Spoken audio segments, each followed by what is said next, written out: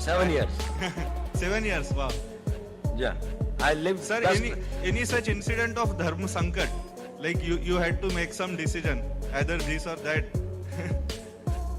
मैं आपको एक छोटी सी घटना सुनाता हूँ, ये इसलिए क्योंकि किसी ने अखबार में छापी थी कुछ साल पहले। ऐसा हुआ कि वहां पर एक लाहौर के अंदर में एक बड़ी भारी वो है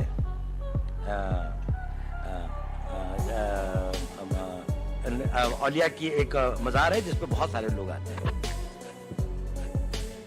तो नेचुरली मैं क्योंकि एक मुस्लिम उसमें रहता था और एक उसके साथ में रहता था, तो मैं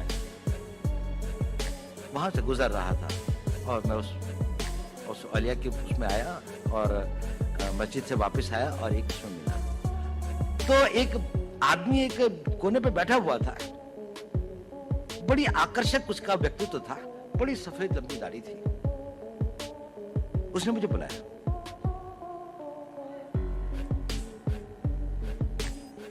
उसने कहा तुम हिंदू हो?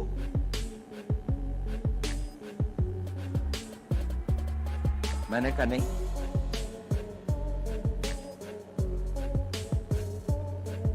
कहता मेरे साथ आओ। मैं उसके साथ चला गया। वो मुझे 2-4 गलियां ले जाके छोटे से कमरे में ले गया। उसने दरवाजा बंद कर दिया। उसने कहा देखो तुम हिंदू हो। मैंने कहा आप क्यों कहते हैं ये? कहने लगे, उसने कहा देखिए आपके कान छिदे हुए हैं। अब पता नहीं बचपन में हमारे यहाँ एक प्रथा है, मैं जहाँ का रहने वाला हूँ, कि कानों को छेदने के एक कान वेदन का एक वो होता है, एक वो है। अब शायद कम हो गई है, लड़कों की नहीं अब लड़कियों की होती है, लेकिन मेरे टाइम पे लड़कों की भी होती थी। तो मैंने कहा हाँ ये तो है कि मैं जब पैदा हुआ था तो था। मैंने कहा मैं बाद में कन्वर्ट हुआ। उसने कहा तुम बाद में भी कन्वर्ट नहीं हुए। खैर उसने कहा कि इसकी प्लास्टिक सर्जरी करवा लो, इस तरह से घूमना ठीक नहीं है। मैंने कहा अच्छा। खैर वो मैंने करवा ली या नहीं करा, इसके बाद में भी है, दिखाई देते हैं, कम दिखाई देते हैं पर दिखाई देते हैं। लेकिन मैंने कहा ये बताइए इतनी सूक्ष्म दृष्टि और इतना नहीं, मैंने नहीं कहा, उसने कहा। उसने कहा देखो पता है मैंने ये ऐसा क्यों कहा? मैंने कहा क्यों? उसने कहा क्योंकि मैं भी हिंदू हूं।